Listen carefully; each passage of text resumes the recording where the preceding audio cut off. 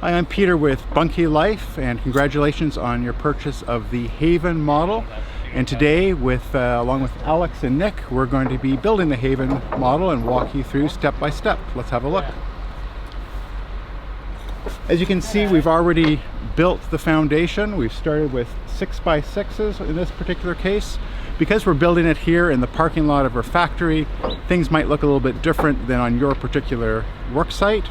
And as you can see, we've already placed the 2x4 pressure treated sleepers and screwed them in place. We've also made sure that our foundation is square and level. It's important that you have a strong foundation and a true foundation to make sure that your project goes well as we begin to build the boards up. And the next step here is to get your starter boards. And these ones, as you can see, are flat on the bottom. So we're just going to lay this out loosely as we get our materials ready. And in a few moments, we'll be squaring them up to make sure that they are placed properly. And these are the STR pieces that come in your kit. One important consideration is which way you want your floorboards running. With this particular build, we're going to have the front door here. And you'll notice that we've got the 2x6 supports underneath the 2x4 sleepers. So in this particular build, our floorboards are going to run front to back. However, if you wanted them to go the other direction, you would just have to make sure that your base is turned 90 degrees. So for example, we're not doing it with this particular build, but if we wanted the boards to go the other way, we could have the front door here, and this way our floorboards would be running the opposite direction. So getting your foundation correct is very important to having a successful build. As you can see behind me, Alex and Ryan are checking for squareness as they have their starter boards laid out here. And the way they do that is they take a measurement from corner to corner, the diagonal measurement. As long as those measurements are equal, then we know that our starting boards are square. It is very important that we get that right, or else later steps will be out of square. So spend time, make sure you get this right.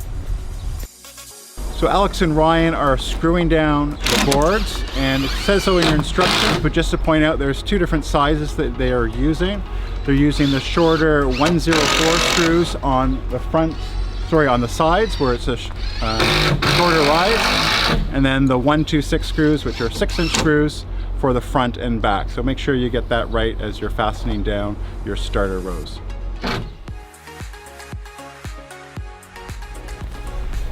So the next step is to install your B2 boards along the sides and your F2 boards up front.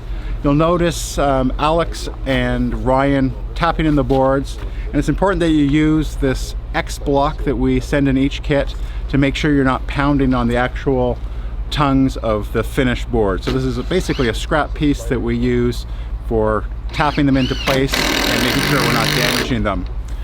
In terms of the joints, we're going to be securing each joint with a 103 screw. That's a number 10 3 1/8 inch screw, and we're going to make sure that we offset those. So each course we build, if we lined up all the screws, the screw from the top would be going to the screw head below. So we'll show you how they're doing it, but basically you need to offset every second course to make sure that your screw heads aren't hitting each other as you go.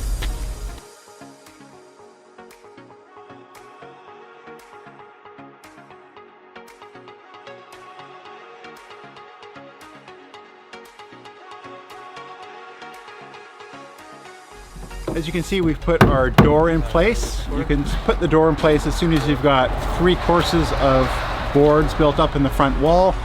You could wait till there's 4, but have at least 3 there to make sure that the door is kept stable. Another thing, keeping the door shut in the frame while you're installing it is important, because the door itself will help keep the whole assembly square.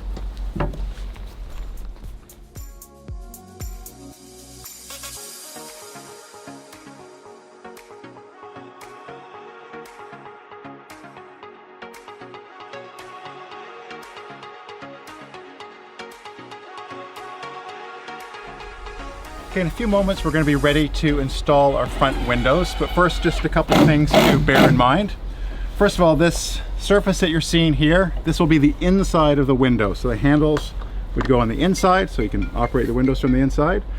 The other thing to keep in mind is there is a top and a bottom, and the handles will point down. So it's important that you don't install the windows upside down because they're designed to shed water and to drain if a little bit of water gets in there. So a good way to know that is making sure that your handles are pointing down from the inside.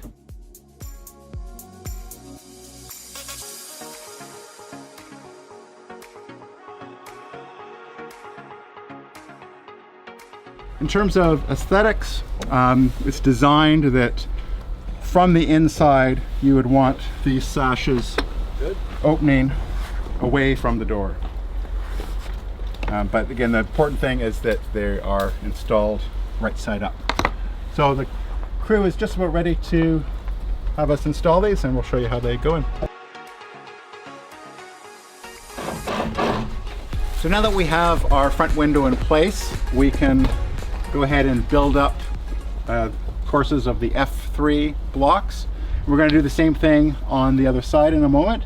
One thing about installing the windows, you might notice that there's a little bit of play in how it fits over the wall boards, and that's just to allow room for some expansion and contraction. Because we're dealing with a natural product, as moisture varies, you will get a little bit of expansion and contraction in the windows and in the walls, so they don't fit like perfectly snug, but they allow some play just for that expansion and contraction. Building your wall boards, you might run into this kind of issue here, where part of what makes these products so nice is they're made out of natural product, wood, but because of it being made out of wood, you also get a little bit of warp, a little bit of bowing, and sometimes you might find a piece isn't lined up. Now, Ryan has a good handy tip here that we can use. We can use a clamp and just sort of torque this board to get it in place, as you'll see. And this will help protect the finish as opposed to, hitting it with a hammer kind of thing. We can just twist it in place and get our X block and tap that down.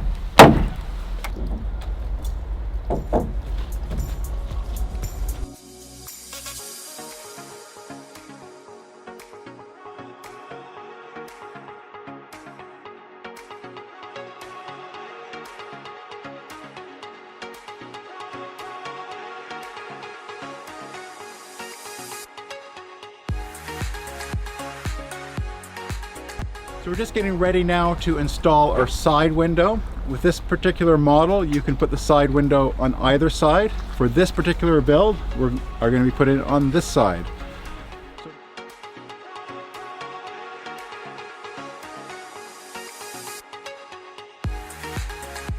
So to prepare for the side window installations, we're going to first put in place these CF1s and build it up 4 courses to provide enough stability to support the window before moving on to the next step.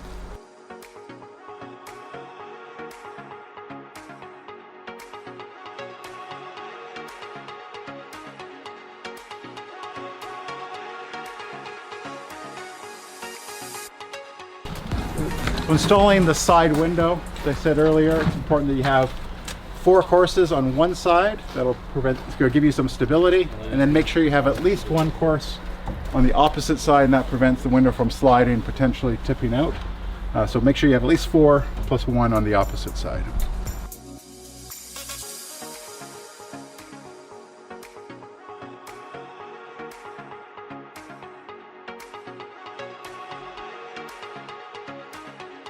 So now that we have our sidewall installed, we've got the 4 courses, and now the 5th one from the bottom of the window you'll see is our first cantilevered piece. So that's where you begin that after the 4 courses, starting from the bottom of the side window. So now that we have the side window in place on the wall that has the window, on the back and the other side we continue with B2s, and on the front we continue with our F1s and F3s.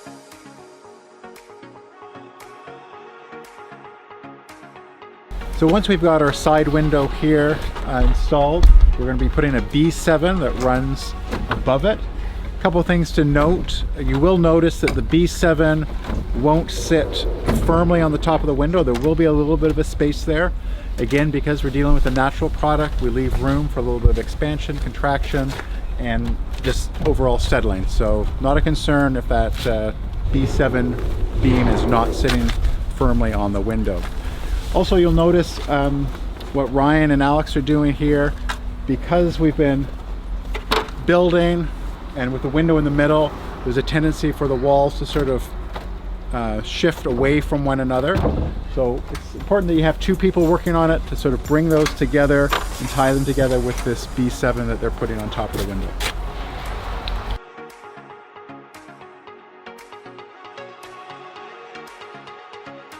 So Ryan and Alex are just finishing putting a B2 across the top of the front windows and across the top of the door.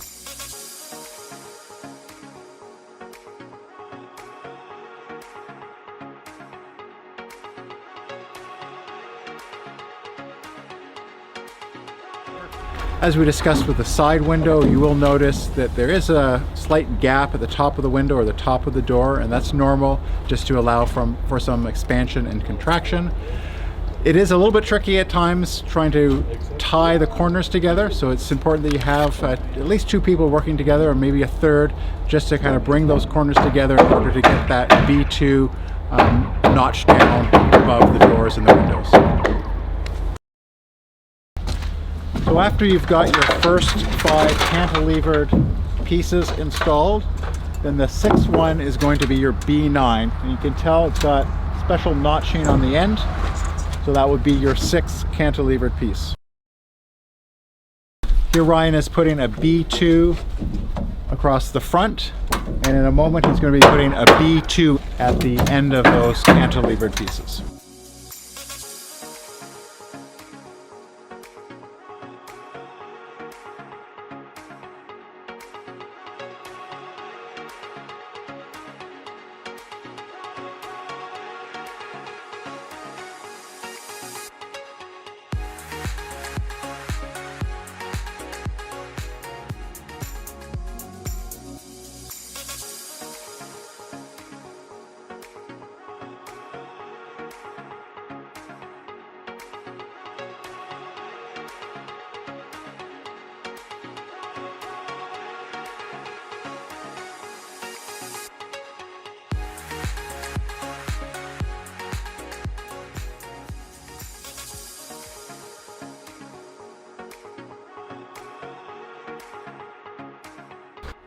So here we're installing the floorboards, and you'll notice that we're using the groove end and we're butting it up against the wall where we're starting. At each joist you're going to be putting 2 3-inch nails for each board. You can use a nailer as we have here, or hand nail them, whichever works better for you.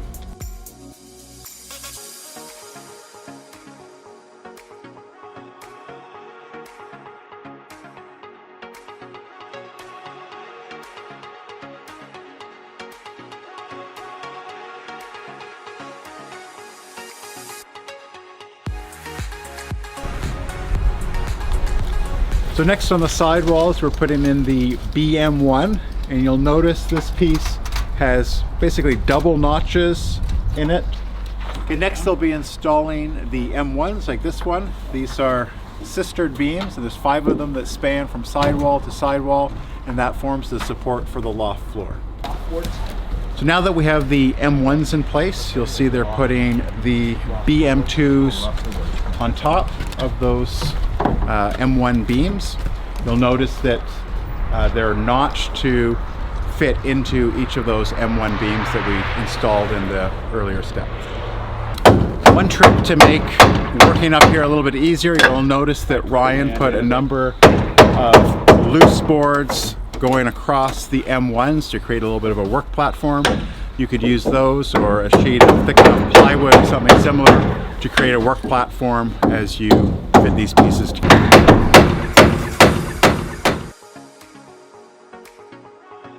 The next step is installing the BM2s on the sidewall. You're going to need to have your floorboards up in that loft area anyway, so a good practice is to put them up and have them span the M1s just loosely. Make sure that they're not going to slip, but it provide a work platform for you to work from as you put in the BM2s on each side of it.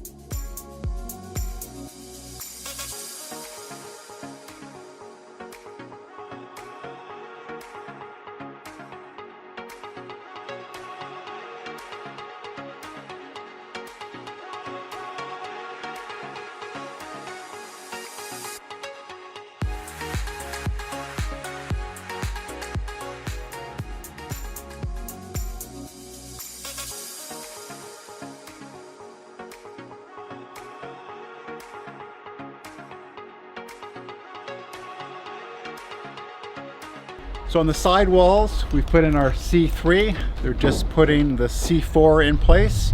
And then after that, finally would be the C5. And that is this one here with the beveled edge.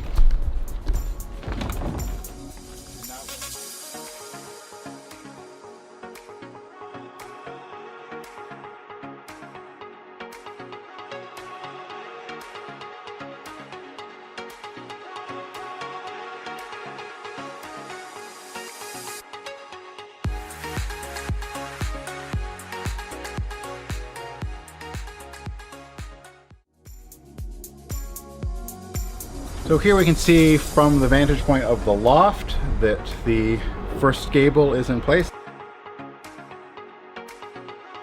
And it's just worth pointing out, I think I mentioned this earlier, as you are building, you're putting fasteners in each notch.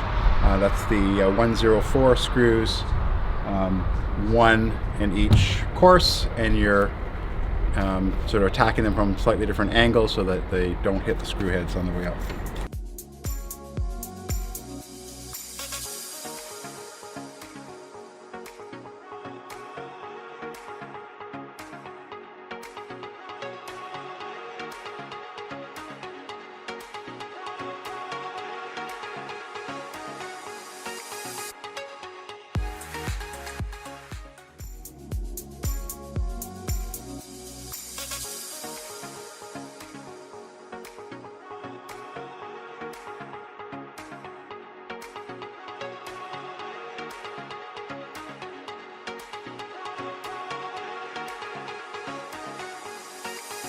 Put in the D5 roof beams. As you can see, they're quite heavy, so make sure you take your time and have at least 2 people managing them at once, and you fit them into the notches at each gable end.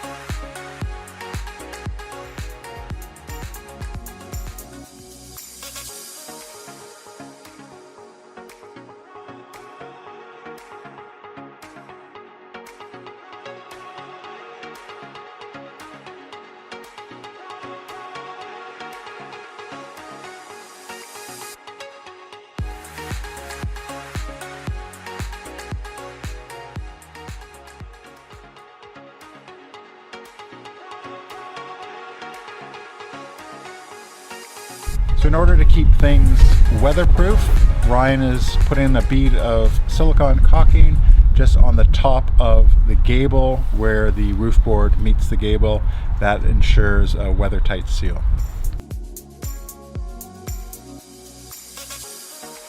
You install the front fascia boards just in front of that first row of roof boards, as you can see.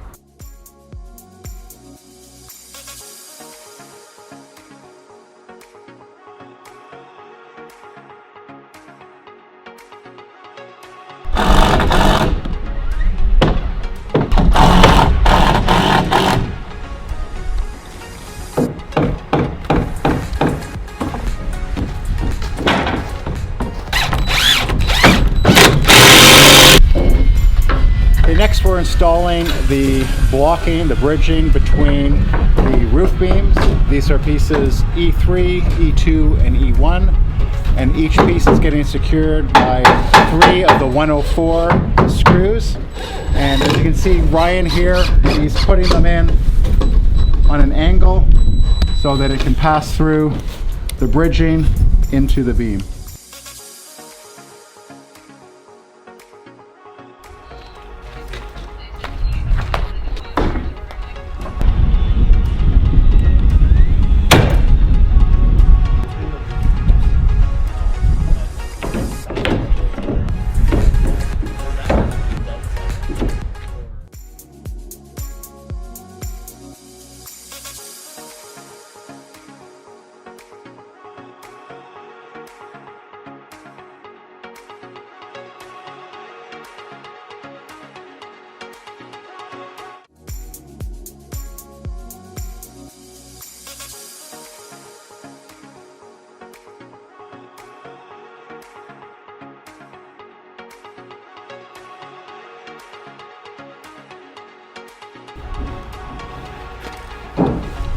So to protect the bunkie from the elements, you're going to want to put some caulking in the corners all the way from the top to the bottom and seal that off on all sides.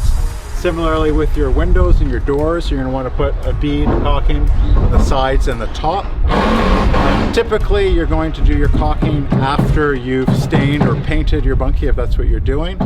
And you can use a silicone caulking, which will help protect the bunkie from the weather.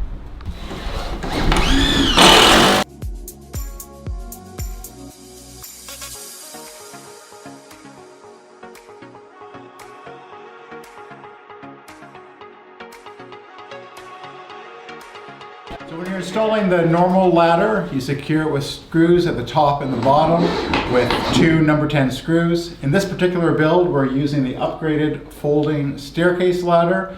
For detailed instructions on how to install that, see our other video that walks through that process in detail. When you're doing the roof boards, depending on how tightly you tap the boards together, you may find that your last course doesn't line up perfectly, as was the case in this build.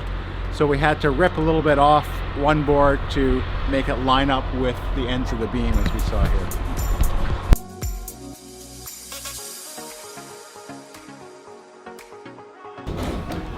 Brian's just finishing up the floorboards in the loft. Notice that the last piece doesn't fit, there's still a little bit of a gap. And depending on how tightly you put the floorboards together, you will almost certainly end up with some gap.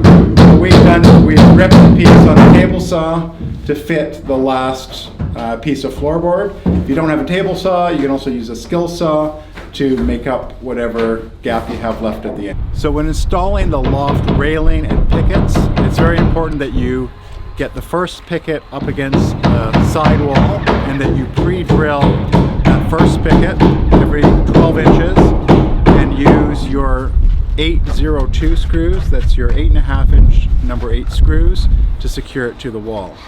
Fasten the pickets every 4 inches, that's 4 inches on center, so the center of one picket to the center of the next will be 4 inches, and use 2 screws into the M5 boards below, and 2 will go into the top rail. Next, you're going to take your M5 and place it under the M1 support beams for the loft. And you're going to use the 2.5 inch number 9 screws and affix them every 12 inches along this part to support the loft beams.